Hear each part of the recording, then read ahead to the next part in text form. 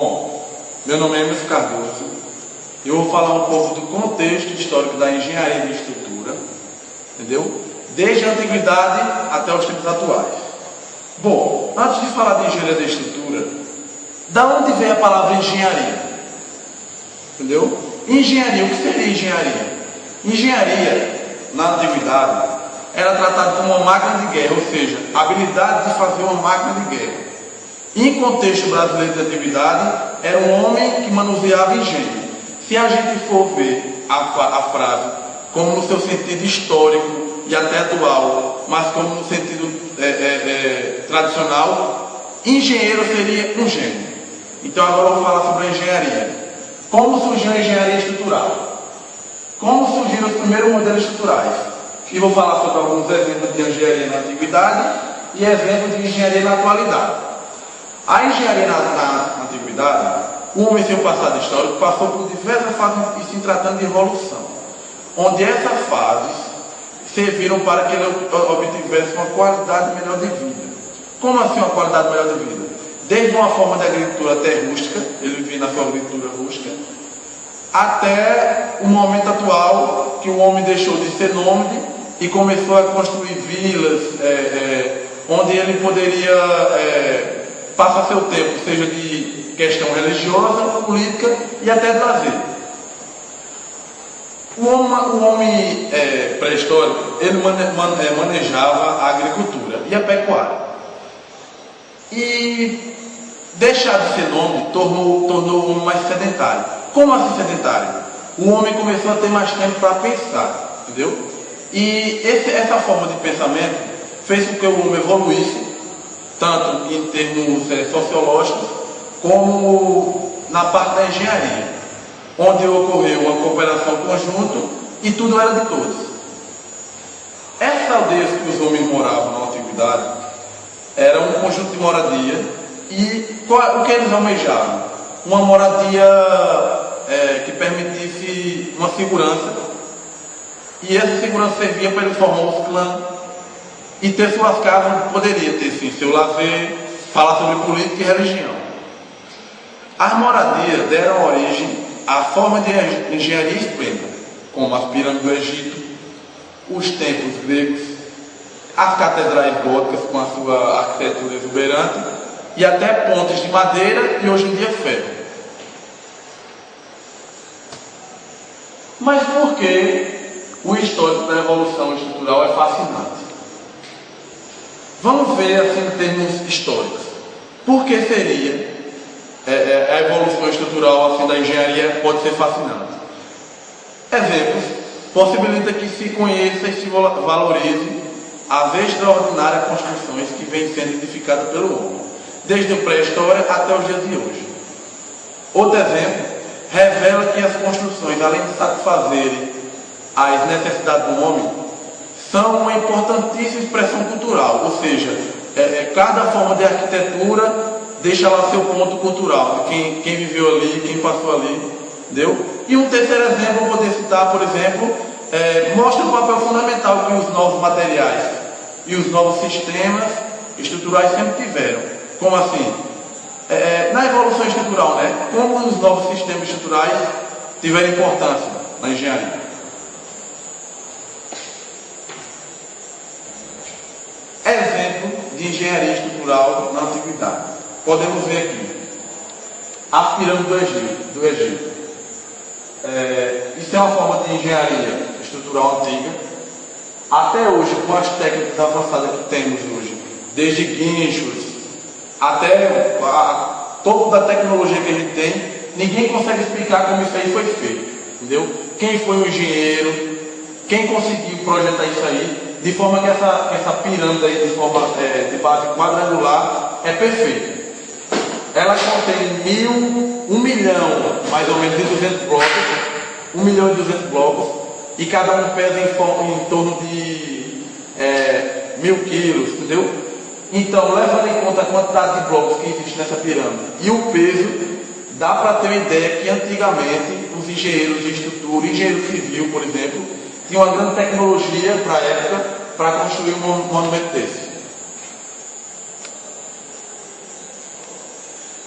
Complexidade. Vemos aqui, isso aqui foi um projeto complexo, porque isso aqui é formado na pedra, é tipo uma mini cidade da pedra, onde tem essa escadaria, e ali dentro funcionava o comércio, a religião ali dentro era difundida. Isso aqui foi antes de Cristo. Então veja aqui a complexidade na antiguidade da engenharia. O Coliseu Romano, esse é conhecido, né? O Coliseu Romano era um local onde ocorriam vários confrontos, desde homens contra homem até homem contra leão, e no tempo o rei que comandava colocava os escravos para lutar aí dentro, e isso aí foi palco de muitas lutas, como o jogo de futebol hoje, né? Só que mais rústico, né? Engenharia militar. Para falar de engenharia militar, eu tenho que falar também que ela foi a antecessora da engenharia civil, engenharia elétrica, porque antes quem tinha todo o conhecimento de engenharia era o pessoal, os engenheiros militares.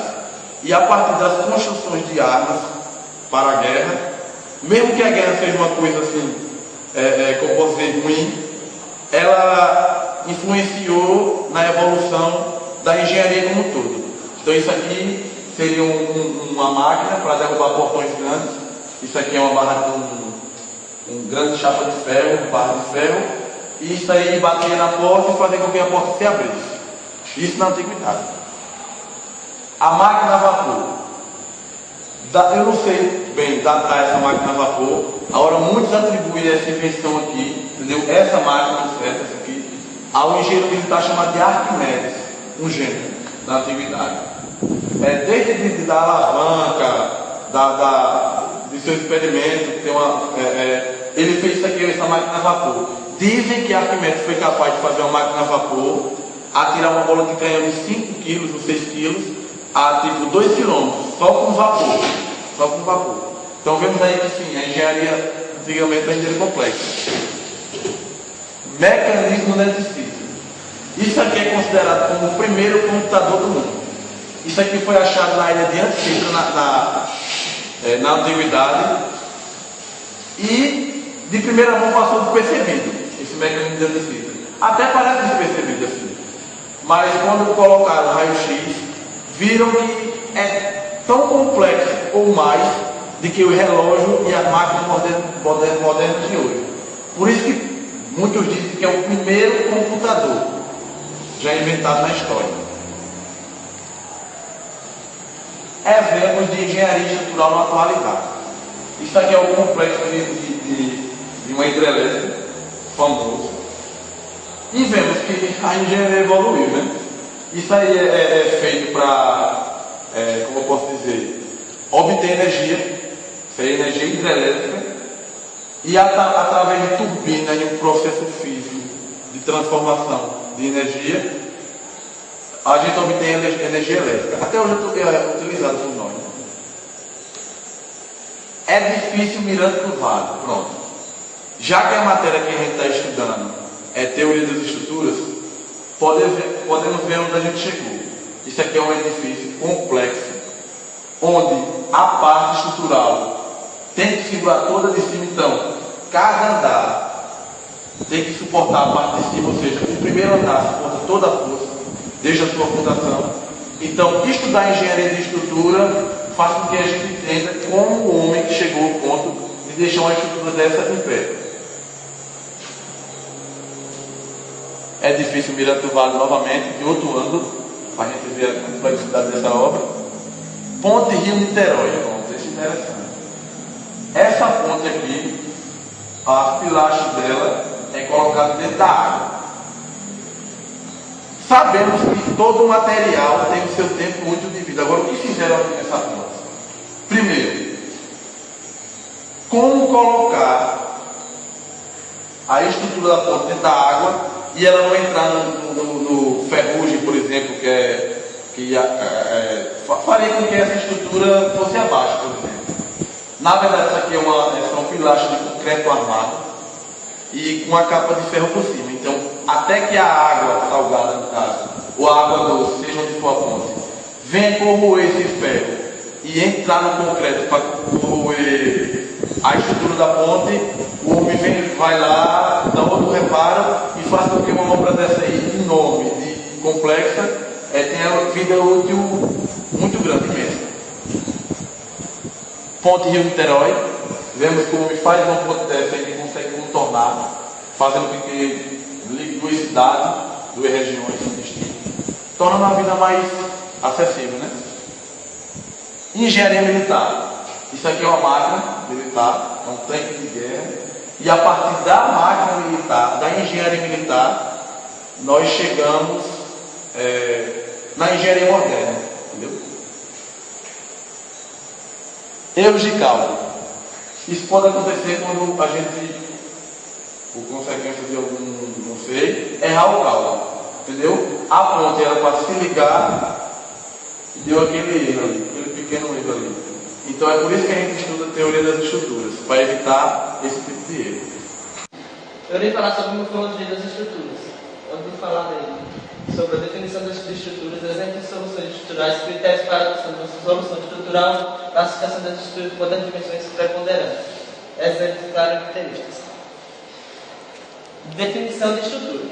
Estruturas são sistemas compostos de uma ou mais peças ligadas entre si e ao meio exterior de um modo a formar um conjunto estável, isto é, um conjunto capaz de receber solicitações externas, absorvê-las internamente e transmitidas até seus apoios onde estas solicitações externas encontrarão seu sistema estático equilibrado. Aqui são exemplos de algumas estruturas. Agora eu irei falar sobre exemplos de soluções estruturais. Aqui que são as lajes, vigas, chapas ou paredes estruturais, pilares e ainda tem mais.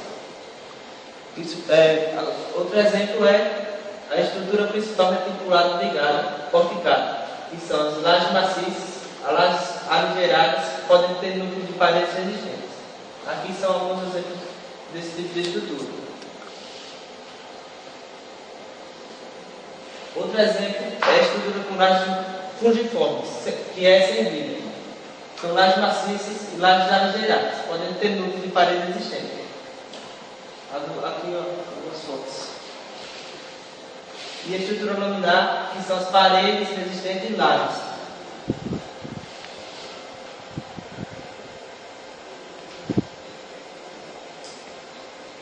Agora ele fala sobre os critérios para a adoção de uma solução estrutural. Estruturas laminar, paredes resistentes e lajes. As principais preocupações a ter com esta solução são a grande rigidez e reduzida ductilidade estrutural, limitações arquitetônicas, reduzida liberdade para futuras alterações. As principais vantagens e razões para que se adaptem a esta solução em geral são a economia da solução, a grande rapidez e a racionalização da construção. Estruturas com lajes fungiformes. As principais preocupações a ter com essa solução são comportamento sísmico, verificação ao pulso, aumento e verificação de deformabilidade. As principais vantagens são as razões que se adaptam a essa solução em geral: menor altura global do edifício, maior liberdade na utilização de piso, tipo divisória, passagem de equipamentos técnicos, etc. E em alguns casos, revela-se uma solução econômica.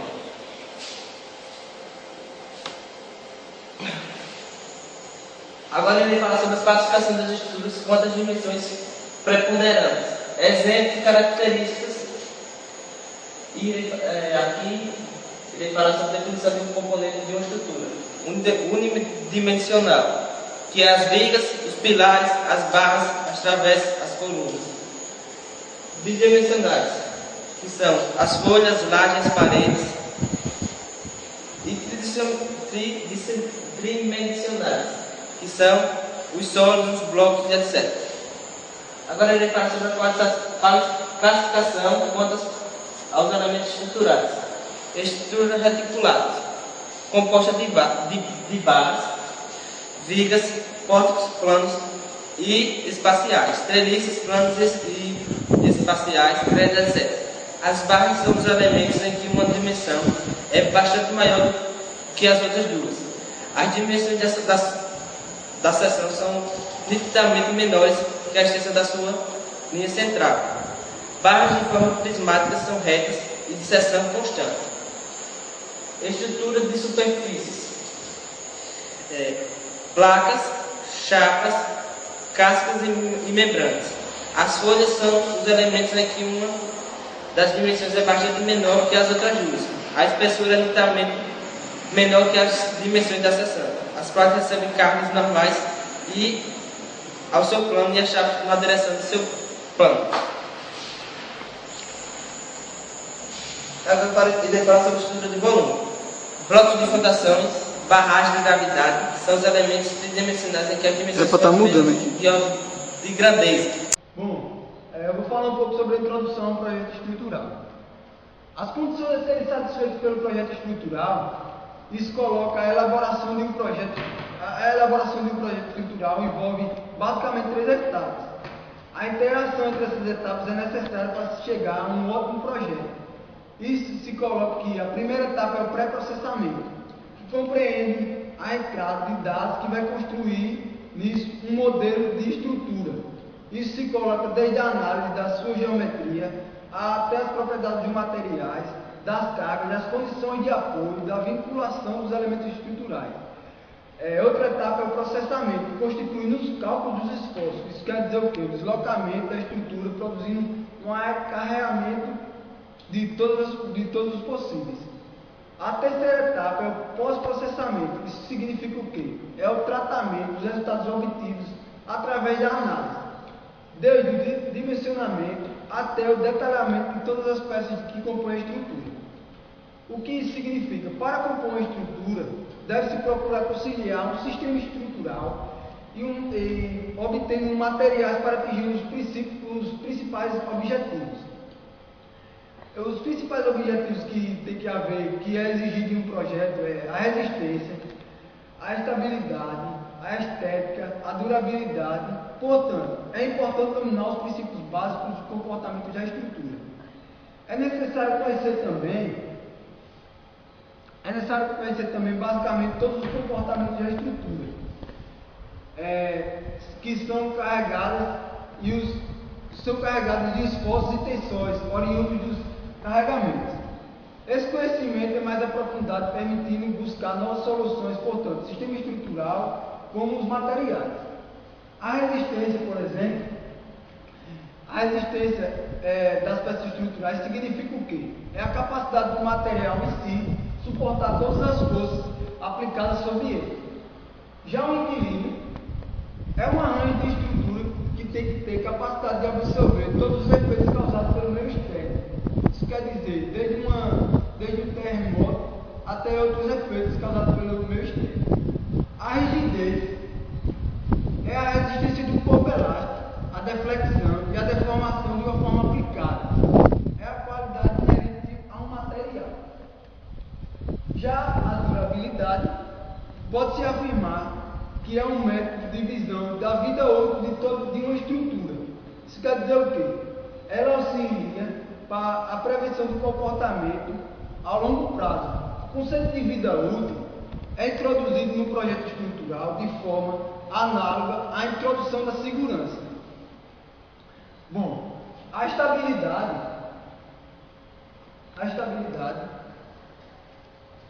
é, na teoria, um sistema dinâmico e um sistema dito estruturalmente uma propriedade topológica de um sistema dinâmico que se mantém ao mesmo tempo através de pequenas turbulências. Isso quer dizer o quê? A estabilidade quer dizer que, independentemente dos efeitos produzidos pelo meio externo, o projeto estrutural tem que estar em forma rígida. Não pode haver nenhum abalo. Bom, falando uma definição sobre análise estrutural. Análise estrutural é a determinação dos efeitos de carga sobre uma estrutura física e seus componentes. Isso quer dizer o quê? As estruturas submetidas a todo tipo de análise constituem todos aqueles que devem ser deve resistir a todo tipo de carga e todo tipo de força, tais como edifícios, pontes, veículos, máquinas, móveis, roupas, todos os tipos de estrutura. A análise incorpora todos os campos mecânicos aplicados às ciências de todos os materiais, a matemática aplicada, afinal de calcular todas as deformações da estrutura, bem como as forças internas, como tensões, reações de apoio, acelerações e a estabilidade. Os resultados de análise são usados para colocar que a estrutura esteja em ótima condição de uso. Frequentemente de ser necessário realizar todos os testes físicos. A análise estrutural, portanto, para se concluir, é uma parte fundamental para um projeto da engenharia estrutural. Bom, os tipos de respostas mecânicas que a gente pode ter em uma análise seria as tensões, os esforços internos, os deslocamentos e as deformações, as cargas e os modos de flambagem, a frequência natural, os modos de vibrações e até as cargas de ruptura. Agora eu vou falar um pouco sobre a diferença de uma estrutura real para um modelo estrutural. O que seria isso? O modelo estrutural, ao meu ver, seria uma hipótese simplificada da estrutura real. O que seria isso? Seria a hipótese sobre uma geometria do modelo a partir do conceito real. Sobre o modelo estrutural seria uma hipótese sobre todos os efeitos que há na estrutura real adquiridos pelos agentes externos que agem sobre a estrutura. Bom, e por fim, eu vou falar um pouco sobre a importância da computação na engenharia estrutural. Ainda que as tecnologias emergentes não estejam sendo utilizadas plenamente, não há como negar. A computação gráfica e a computação hoje está em todo o meio da engenharia estrutural. Por exemplo, podemos ver o sistema de desenho assistido por computador, que seria o CAD, que proporciona uma revolução, substituindo todo o modo antigo, que seria o uso da prancheta, que já não acompanhava o modo de produção da engenharia estrutural, que não tinha como acompanhar um modo que crescia muito rápido. Portanto, a tendência é adaptar e produzir programas personalizados para cada modo estrutural, para cada projeto. As empresas precisam cada vez mais da computação para a engenharia estrutural. Olá, meu nome é Diego Henrique e vou dar continuidade à apresentação da nossa equipe, falando um pouco sobre estaticidade estrutural. Nesse assunto vamos contemplar alguns conceitos a respeito de estaticidade da estrutura. Vamos falar sobre grau de liberdade e apoio para 2 e 3 dimensões. Vamos falar da estaticidade tanto externa como interna. Vamos classificar a estrutura de acordo com sua estaticidade, se ela é uma estrutura hiperestática, hidrostática ou isostática. E assim vamos poder entender se é necessário ter uma atenção especial na hora de classificar uma estrutura como isostática ou hiperestática. Bem, para entender melhor a estaticidade das estruturas, vamos relembrar um pouco sobre equilíbrio. Ou seja, para que uma estrutura esteja em equilíbrio, é preciso que todas as tendências, tanto de movimentação, tanto de rotação como de translação, é preciso que essas tendências sejam nulas. Ou seja, tanto as forças como os momentos aplicados numa estrutura se anulem para que essa estrutura esteja em equilíbrio. No caso de estruturas escritas no plano, a estrutura pode se deslocar tanto no sentido vertical, horizontal, e ainda tem uma tendência de momento, de rotação perpendicular ao plano. Já no espaço, a estrutura pode se movimentar em 6 posições. Pode se movimentar tanto nos eixos X, Y, Z, como rotacionar em relação a esses eixos. Daí podemos entender o que representa o grau de liberdade. O grau de liberdade é a condição que possibilita o deslocamento do corpo vivo. Quanto maior o grau de liberdade, maior a tendência do corpo de se movimentar, tanto rotacionar como transladar. Quanto menor o grau, mais estática é a estrutura. No caso, para forças em um plano, há 3 graus de liberdade. Já no espaço, há 6 graus de liberdade, 3 de rotações e 3 de translações. Apoio. Os apoios são os elos que realizam as ligações, garantindo a estaticidade da estrutura. Estes apoios se opõem às cargas aplicadas, formando assim um conjunto de cargas e reações. Os apoios restringem o grau de liberdade da estrutura. É através dos apoios que podemos verificar se a estrutura tem um grau maior ou menor de liberdade. Assim, os apoios podem se classificar em 3 tipos. O primeiro é o apoio simples, ou apoio de primeiro gênero. Este apoio restringe apenas um grau de movimentação de liberdade, ou seja, a estrutura só é restringida apenas em uma orientação. O mais comum é que a estrutura não se desloque no eixo vertical, ou seja, ela possa se deslocar horizontalmente e possa rotacionar, como a gente pode ver nessa figura aqui. A estrutura está apoiada, impedindo que ela se desloque para cima e para baixo, mas ela pode andar devido a essa rodinha ou rotacionar devido a essa roda. O apoio simples é representado por qualquer um desses 3 símbolos. O mais comum é esse triângulozinho com essa rodinha. O apoio simples é esse, o apoio de primeiro gênero tem um grau de liberdade 2, ou seja, libera a estrutura de movimentar em 2 sentidos.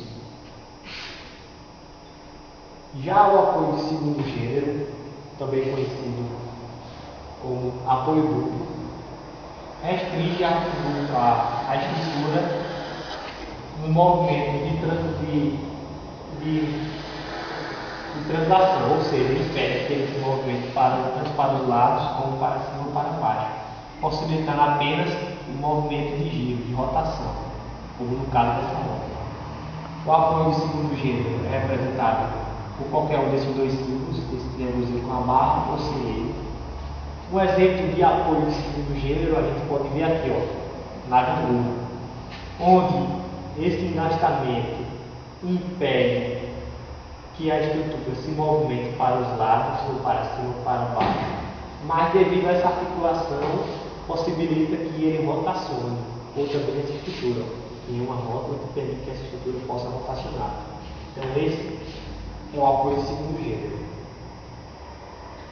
Já o apoio de segundo gênero é o apoio que a gente mais encontra no nosso dia a dia. Para onde que a gente olha, a gente encontra o apoio de terceiro gênero, também conhecido como engaste. Esse apoio impede qualquer tipo de movimentação, tanto de rotação como de translação. No caso do apoio de terceiro gênero, o grau de liberdade é 0, como eu acabei de falar, pois a estrutura não se movimenta nem rotaciona. No caso dos apoios de terceiro gênero, a gente utiliza esses 2 símbolos, qualquer um desses 2, para representar o apoio de terceiro gênero. Um exemplo de um apoio de terceiro gênero são as vigas que são engastadas numa parede, ou em outra viga, ou em um pilar. Ou também uma escada, por exemplo, engastada aqui na parede. Esse engastamento impede que essa escada se movimente e se rotacione. Bem, depois de conhecer um pouco sobre apoios e grau de liberdade, vamos falar um pouco sobre estaticidade das estruturas. As estaticidades podem ser externas ou externas, ou seja, tanto externamente como internamente a estrutura pode estar trabalhando. A estaticidade externa está relacionada com os esforços externos que agentes aplicam nas estruturas. Esses agentes externos podem ser de vários tipos, como uma carga de um peso, por exemplo, de um automóvel sobre uma ponte, ou as forças de um vento sobre os arranha-céus, sobre os prédios, ou até mesmo a força da água sobre uma represa. Todos eles são esforços externos. Já os esforços de reações são os esforços que surgem devido às ações externas. dessas ações, desses esforços. Já a estabilidade interna está também ligada aos esforços externos que acontecem na estrutura. Quando uma estrutura está sob ação de esforços externos, em equilíbrio, quando ela está em equilíbrio, nos seus pontos internos atuam esforços internos solicitantes. A gente vê uma estrutura e pensa que internamente não está ocorrendo nada, mas internamente ela também está sofrendo determinados esforços. Os máximos valores que uma estrutura pode aguentar dos seus esforços solicitantes, são denominados de esforços internos resistentes. São os esforços que a estrutura pode resistir.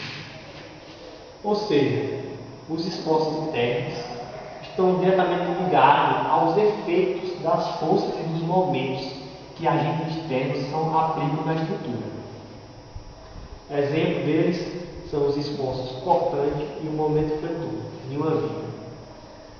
O esforço cortante é resultado do efeito da força de cisalhamento em uma seção transversal de uma barra. Esse efeito ocorre devido às forças de uma porção isolada, você pensa que o viado quer ser isolado, sobre outra porção na direção transversal, ao eixo da barra. Ou seja, esse efeito, como já está dizendo, cortante, faz com que a barra, a viga, ela tenha uma tendência de rasgar, de cortar. Já o momento fletor, ele representa o efeito da flexão, ou seja, o dobramento de uma seção transversal da barra. Bem, sabendo disso, a gente pode classificar as estruturas em hipostática, isostática e hiperestática. Estruturas hipostáticas, como o próprio nome está dizendo, significa que a estrutura, os apoios das estruturas, os números de incógnitas devido aos apoios, são menores que o número de equações, ou seja, são insuficientes para garantir a estaticidade da estrutura. Ou seja, uma estrutura que tem 3 equações, uma de movimento horizontal, vertical, uma de rotação, nesses apoios hipostáticos não impedem todos esses movimentos, como no caso dessa figura. Ela é hipostática porque há apenas 2 incógnitas, enquanto há 3 equações. Isso faz com que a estrutura possa se movimentar horizontalmente.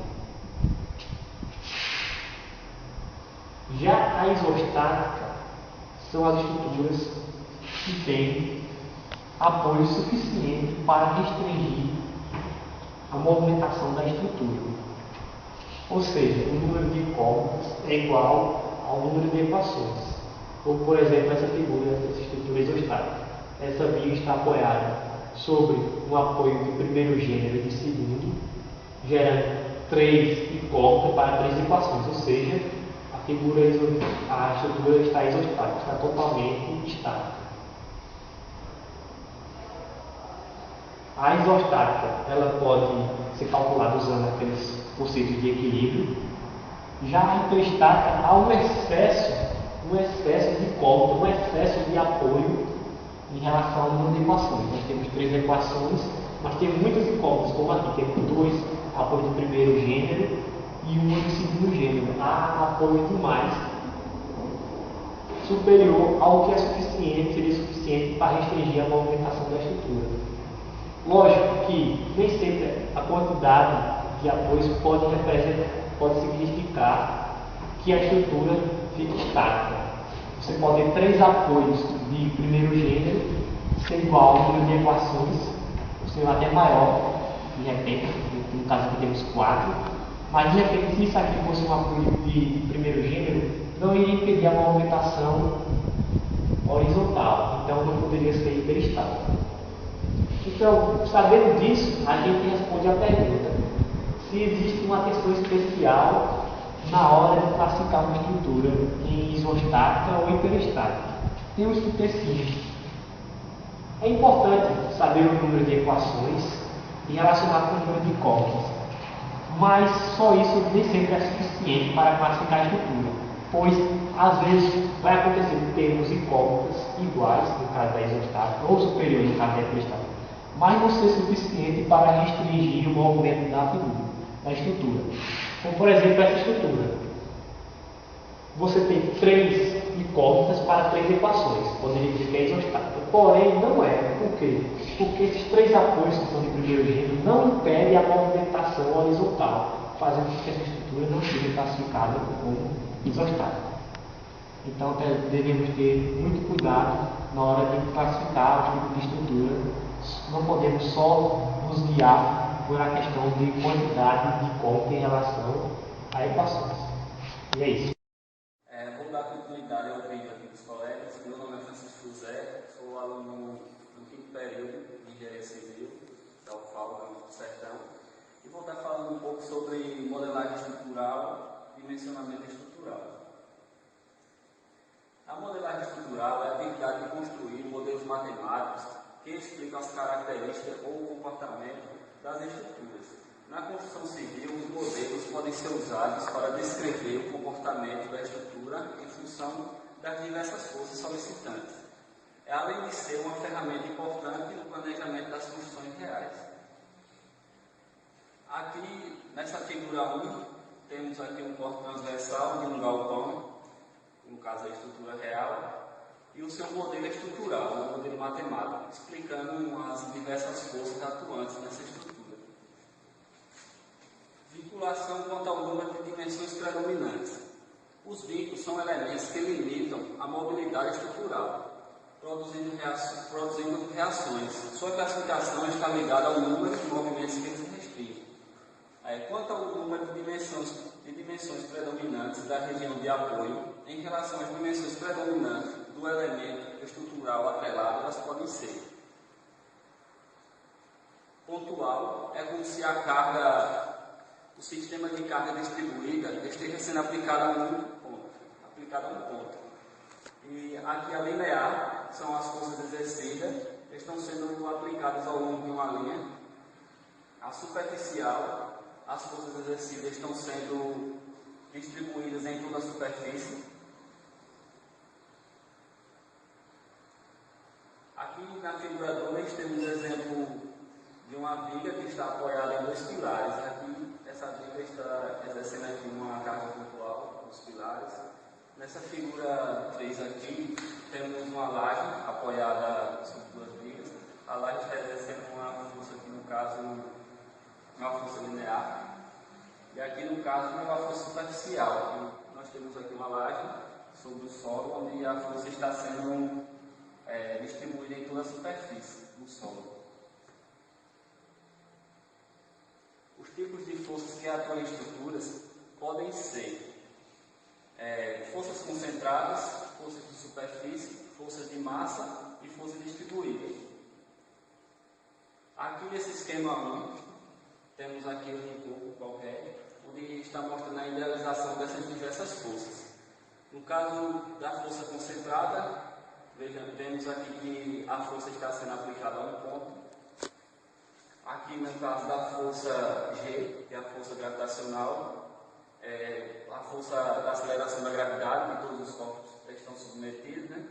Aqui a força linearmente distribuída, está sendo linearmente distribuída sobre essa linha aqui, e essa força pode ser convertida em uma força resultante, aplicada também no ponto.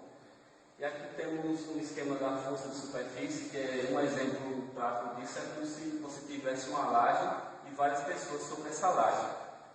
Cada pessoa as pessoas estão representando a força sobre a superfície da laje. Exemplo, força concentrada e força de massa. No caso aqui dessa ponte, os cabos estão exercendo uma força concentrada, pontual, no caso, cada ponta aqui desses cabos, e também uma força de massa, que pode ser o próprio peso da estrutura, o peso de automóveis, enfim, todo o peso aqui essa estrutura está submetida à aceleração também, no caso da força de massa. As forças de superfície.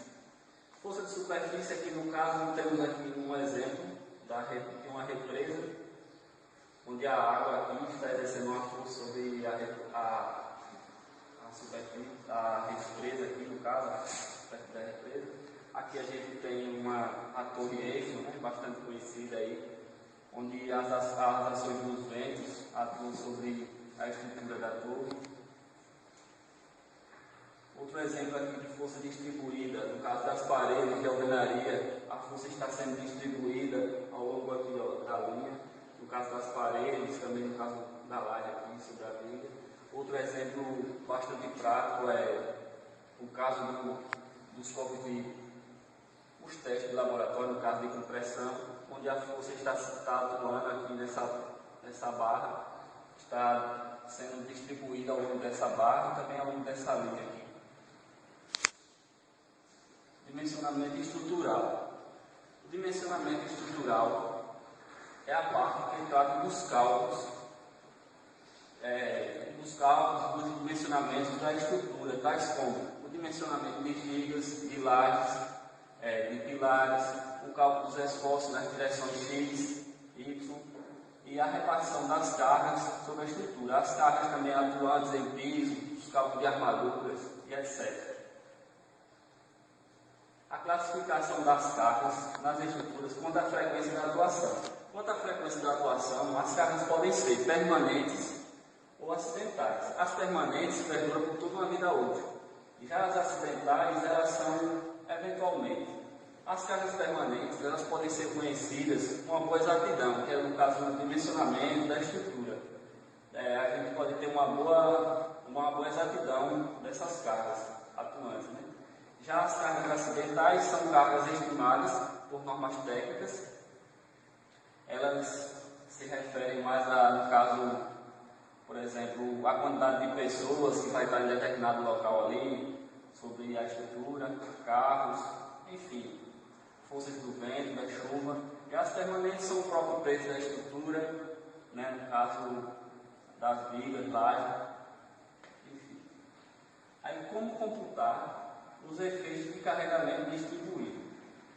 Aqui nós temos uma viga apoiada com uma carga uniformemente distribuída em dois apoios aqui, né, no caso um de primeiro gênero e um de segundo gênero, onde essa linha aqui está representando uma viga que está sendo apoiada, no caso, como se fosse dois pilares. Essa viga tem 8 metros e tem uma carga de 4 kN. Né? Aí, primeiro, a gente adota o modelo aqui, no caso dos eixos. Eixo X, eixo Y, momento, né? Para poder a gente iniciar os cálculos.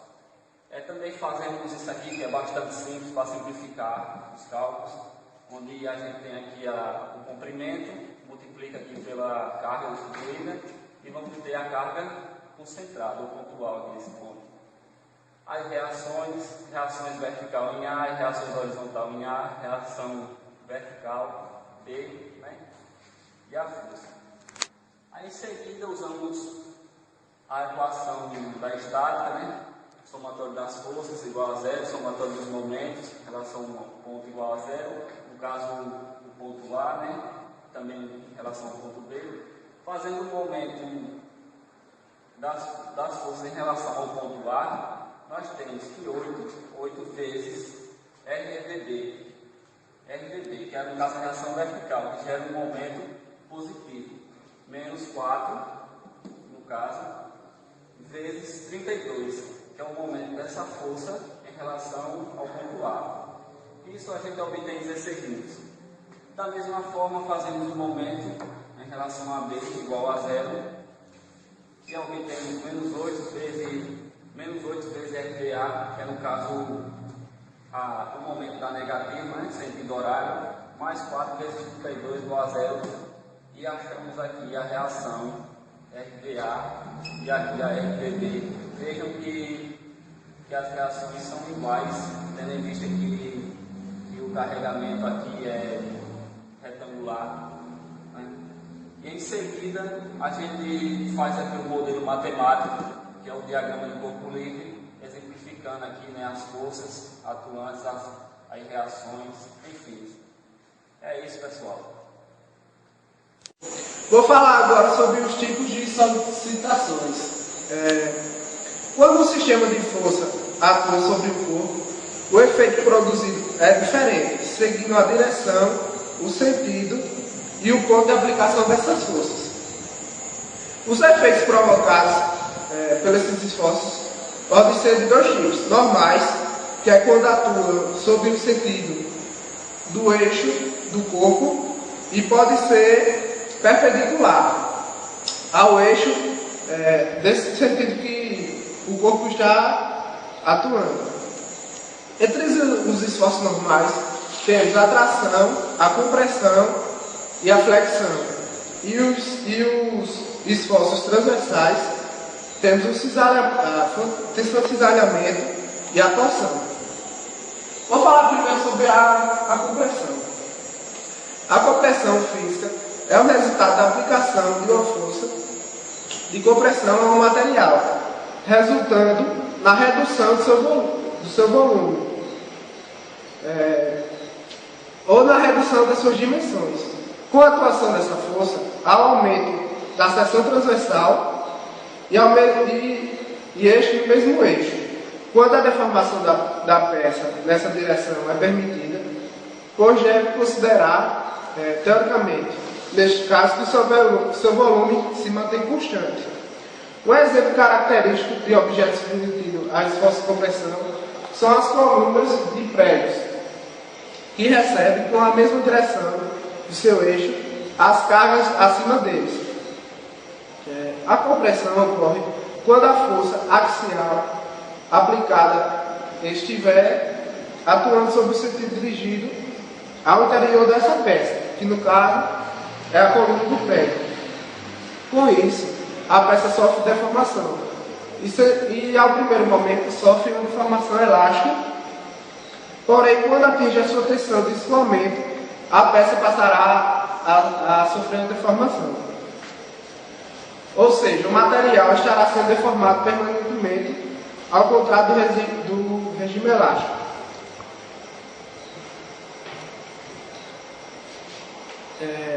Onde a organização molecular, voltando ao estado onde se encontrava no início. A compressão tem muitas implicações na resistência dos materiais, na física e na engenharia estrutural, pelo fato da compressão produzir quantidades consideráveis de estresse e tensão. A tração. A tração no ensaio de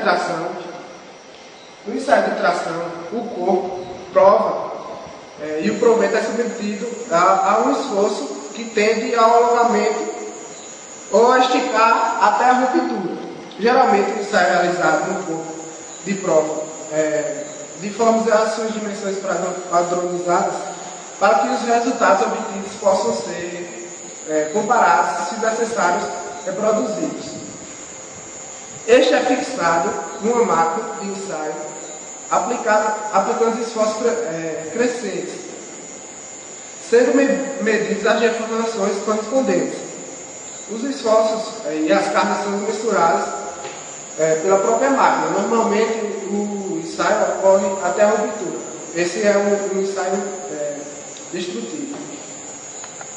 Cisalhamento ou tensão de cisalhamento, ou até tensão cortante. É um tipo de tensão gerado por forças aplicadas nos sentidos iguais ou opostos, em direções semelhantes, com intensidades diferentes no material analisado. Um exemplo disso é a aplicação de forças paralelas ao sentido do eixo. Uma tipo de tensão que gera um corte é uma tesoura. O fluido é uma substância que se deforma continuamente quando é submetido a uma tensão de cisalhamento. Não importa o qual pequena possa ser essa tensão. Uma força de corte é um componente tangencial da força que age sobre a superfície. É dividida pela área dessa superfície, dá origem à tensão de corte média sobre a área quando a área tende a um ponto. Obtém-se assim a deformação, a atuação de uma força tangencial na superfície. Falar agora sobre flexão. Então, A flexão é um esforço físico onde a deformação perpendicularmente ao eixo do corpo, paralelamente à força atuante. A linha que une o centro da gravidade de todas as seções transversais construi-se no eixo longitudinal da peça, ao mesmo que é submetida a cargas perpendicularmente a seu eixo. Este elemento desenvolve suas relações transversais, ao qual gera um momento fletor. O momento fletor é o resultado do momento de todas as forças e de todos os momentos que agem naquela porção, sendo isolados sobre outra peça na direção transversal. O eixo da barra na seção transversal de corte, o engenheiro se denomina flexão ao tipo de deformação que representa um elemento estrutural, alongando em direção perpendicular ao eixo longitudinal. Um tipo são as vigas, as que estão projetadas para trabalhar principalmente por flexão. Igual ao conceito de flexão que se estende a elementos estruturais superficiais de todas as placas ou lâminas. O próximo que eu vou falar é a torção. Em engenharia, a torção é a solicitação que se apresenta quando se aplica um momento sobre o eixo longitudinal de um elemento construtivo ou um prisma mecânico. Como podem ser os eixos em gerais, elementos onde a dimensão predomina umas sobre as outras. Ainda que é possível encontrá-lo em situações diversas. A torção se caracteriza geometricamente por qualquer curva paralela ao eixo da peça, de estar contida pelo plano inicialmente por duas curvas. O lugar disso é uma curva paralela ao centímetro do eixo que se retorce.